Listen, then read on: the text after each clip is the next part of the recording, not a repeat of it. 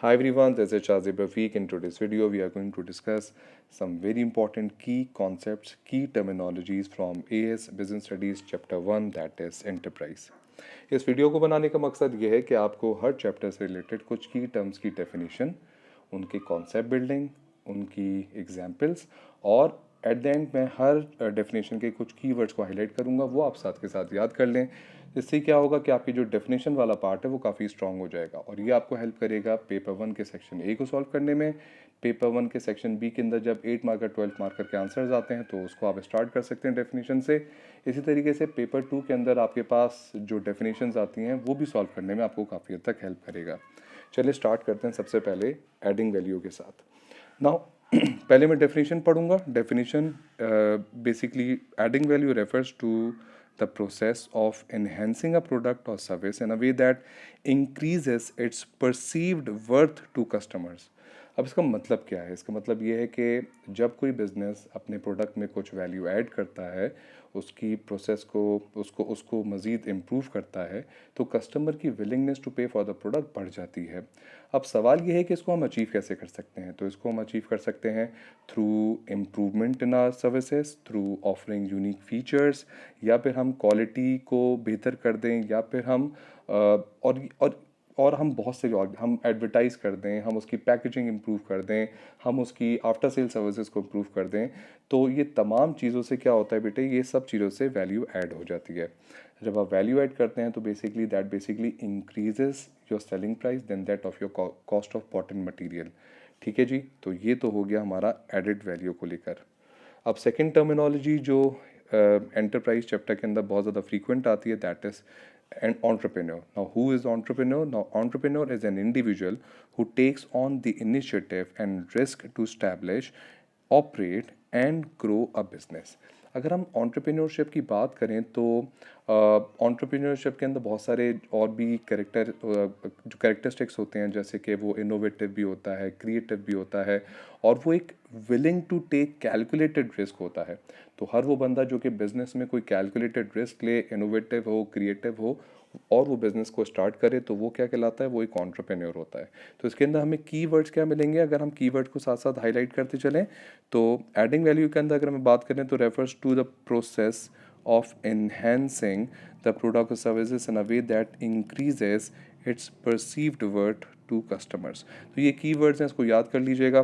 Similarly अगर हम बात करते हैं एंटरप्रेन्योर की, तो इसमें क्या कीवर्ड देखने को मिलते हैं?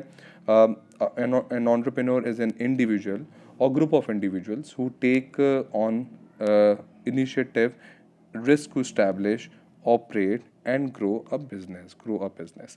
तो ये कीवर्ड्स हैं, इसको आप याद कर सकते हैं। इससे आपको हेल्प होगी कि आप अच्छा स्कोर कर सकें अपने एग्जाम्स के अंदर भी। थर्ड टर्मिनोलॉजी जो इस चैप्टर के अंदर बहुत ज़्यादा फ्रीक्वेंटली पूछी गई है, that is opportunity cost. Now opportunity cost is basically the next best alternative forgone. ये बहुत सारे बच्चों को याद होती है। Opportunity cost is the value of the next best alternative forgone. हर वो चीज़ जिसको आप छोड़ दें किसी चीज़ को लेने के लिए, किसी चीज़ को हासिल करने के लिए, वो एक अपॉर्चुनिटी कॉस्ट है। फॉर एग्जांपल अभी इस टाइम पे बैठ कर आप मेरे लेक्चर सुन रहे हैं, तो इस टाइम पे जो भी आप काम कर रहे होते वो आपकी एक अपॉर्चुनिटी कॉस्ट हो सकती थी। ठीक है जी, तो ये बेसिकली आपको हेल्प करती है ताकि आप बेटर डिसीजन मेकिंग कर सकें, बेटर डिसीजन मेकिंग कर सकें या बेटर एलोकेशन ऑफ रिसोर्स कर सकें। तो क्योंकि टाइम भी एक रिसोर्स है तो उसकी भी बेटरमेंट बहुत ज़रूरी है। सिमिलरली जो फोर्थ कॉन्सेप्ट है जो हम आज बात करेंगे, that is business plan. Now business plan is basically a comprehensive document that outlining the goals, strategies and operational details of the business. तो बिजनेस प्लान क्या है? एक कॉम्प्रिहेंसिव डॉक्यूमेंट है जो कि बिजनेस के गोल्स, उनकी स्ट्रेटजीज, उनके ऑपरेशनल डिटेल्स के बारे में इंफॉर्मेशन प्रोवाइड करता है। असल में तो बिजनेस प्लान आपको एक रोड मैप देता है, एक एंटरप्रेन्योर को रोड मैप देता है कि किस तरीके से वो अपनी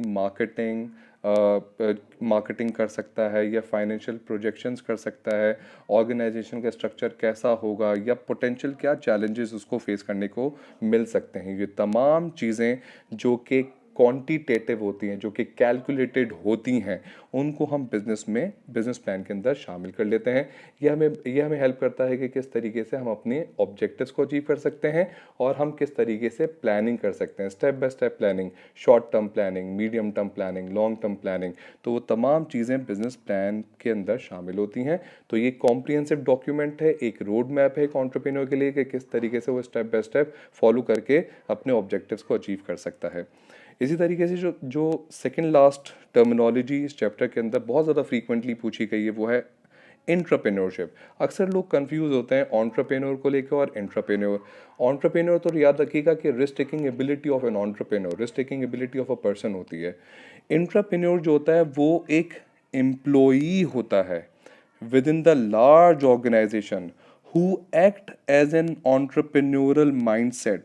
Entrepreneurial mindset यानी कि innovation to the business, who add innovation to the business, who brings innovation to the business.